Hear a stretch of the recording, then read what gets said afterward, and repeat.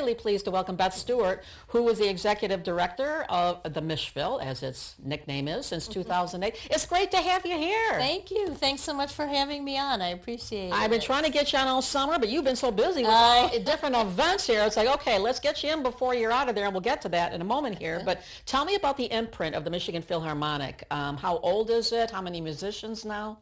Well, we're actually getting ready to celebrate the 80th season of the Michigan Philharmonic. So we started in 1945, and we're playing with that a little bit this year in our messaging about how after World War II, people were looking for something to make them feel good, to coalesce around, to bring people together. And so they started an orchestra in Plymouth.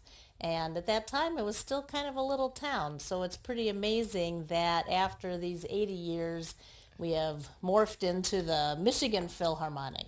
How many musicians, again, work? So we have, depending upon what we're doing, but we are what they call a chamber-size orchestra, anywhere between 50 and 60 musicians. But we also do chamber music. We like to think we're very flexible.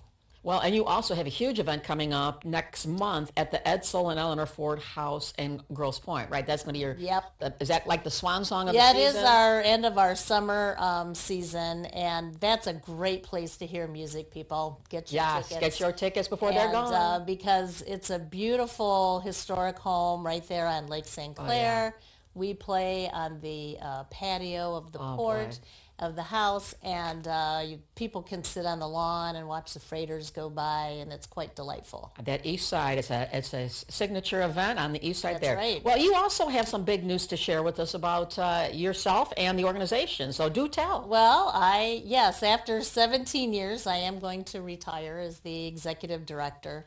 And it's a little bittersweet because I feel like it's been a big part of my life for the last 17. I've been involved in arts and culture in the Plymouth, Northville, Canton community for 40 years now. So, but the better part of my career. But this has been, a lot of fun, and I feel like we have taken this orchestra from a smaller size, more community focused to, a regional professional orchestra. And, now it's time for somebody else to put their mark on it. Well, I know you and your husband, John Stewart, who I know people know, he's been on the show many times, also are so involved in the community in Plymouth and the whole area there in many different ways here. So I'm just curious, with all the things going on here and the pressure on budgets and the pressure on funding for things like arts, did that weigh into your decision to step aside now? A little bit. I mean, it's always a challenge, and for whoever's coming in to step into this position, that's going to be a big part of it.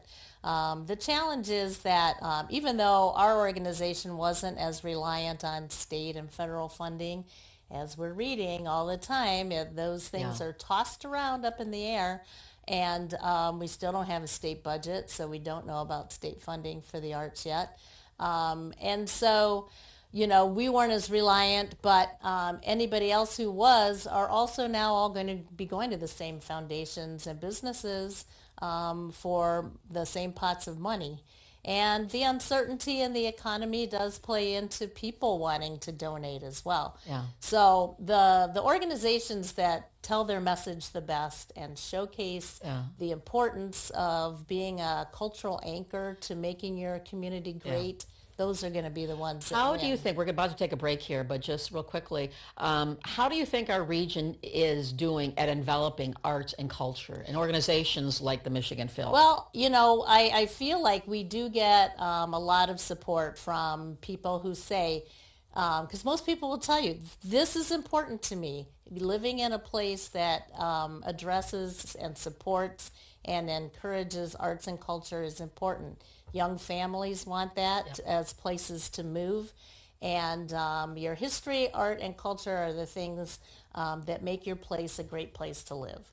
And that's what we need to bring young people in and to keep them in our state. And it is all interconnected because there's a big push and everything from the governor to the mayor's office, everybody talking about population, growing Michigan's population here. And when you talk to young people, it's exactly what you're talking about. That's kind of like a big conduit to help bring more young people in here. Absolutely. But what does it resonate with the people that control the purse strings? Well, that's the other question. More to say. But you know what? We're going to take a break, pay a few bills. We'll be back with more Michigan Matters.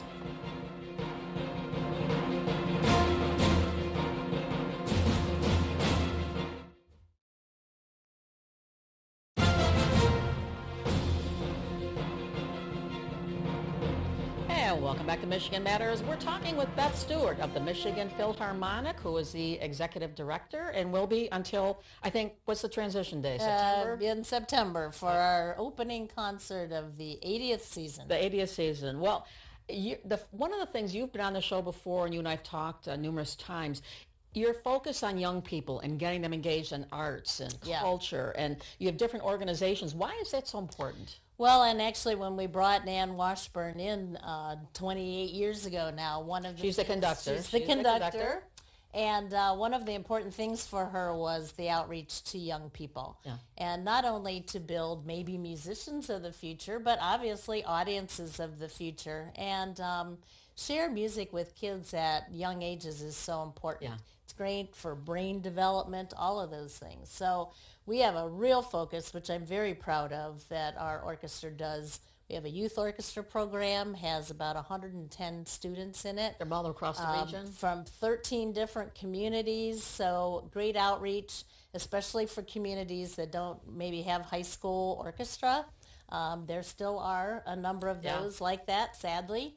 And so this is a great place for them to come. But even if they are in an orchestra in their school, gives them even more meat to work with. You have traveled way outside of Plymouth and putting on performances. And I have to ask you, what one or two stand out to you? And all your years of doing this is like truly exceptional or different for whatever reason. One of the things I'm most proud of, too, is some of these fusion concerts that we have done that are pretty groundbreaking. We have done 10 different concerts with our friends in the Indian community, Bollywood concerts.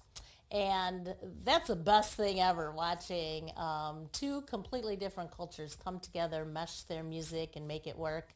I actually sing with it. I'm part of the backup singers. I have 7 saris now, so I've had the best time doing that. But on that same note, we have done a fusion festival with the National Arab Orchestra, for example. We have the largest Arab orchestra in the country right here in Metro Detroit. They're fabulous. And we had a mashup concert that we did with them, with our partners at the Music Hall and our partners at Detroit Public Television put it on air. So we had a great time together. And I think that showcasing that music is such a universal language. Yeah. It's part of everyone's culture, and it's so meaningful. And when you share one another's cultures through music, the world becomes a much smaller place. And the new season now, when does the 80th season? So the 80th season kicks off in September 27th in Canton at the Salem Auditorium. And we have some wonderful guest artists lined up for this whole year. It's really a celebration season, so we encourage people to check our website, michiganphil.org, and find out more about all of the great stuff that's coming up. And we don't have our own performance home, so that's one of the reasons we get around a lot. And so we like to say we bring our music to you. So has a successor been named yet? So I hear that they're close. I helped to write the job description, and after that I stepped away. So we have a good group from our board who has interviewed an amazing number of people. From frankly all over. So it's going to be interesting. So if you were to have let's say some state leaders who are working on the budget right now, Matt Hall, some of the others here, who are looking at the dollars and whatever, what one simple message would you give that person? Give to them is there considering there's so many different needs across our community? They absolutely are. And what I would say is that I think that arts and culture organizations make the best use of their dollars of probably anybody that you can give to. You look at the Michigan Philharmonic, we're a $500,000 budget. We are giving, up to 15 concerts a year. We have a youth orchestra. We are in 5 different local school districts, sending musicians into the classrooms, doing concerts for kids in underserved communities. Any dollar you give us, we stretch as far as we can to reach as many people as we can. And I think that's what state government should be looking at, is the people who make the money work the most efficiently. And arts and culture organizations do that better than anybody else. So after September 27th, when you're at your last concert with whoever is selected here, what will you miss about the Michigan Philharmonic? Will you be involved still in any way? Well, I really hope to pass this on to somebody else to make their mark. I will still love to go to concerts. We just had one in downtown Plymouth, and everybody's like, oh, won't you miss this? And I go, well, I'll still be here enjoying the music. I just won't have to do everything else. So I will actually get to enjoy the music, and that is the best thing about it. When you work really hard and you figure out how to make everything come together, and you have rehearsals and you watch it all, and then you sit down and you just go, oh, I helped make this happen, and it's really amazing. And that's the payoff.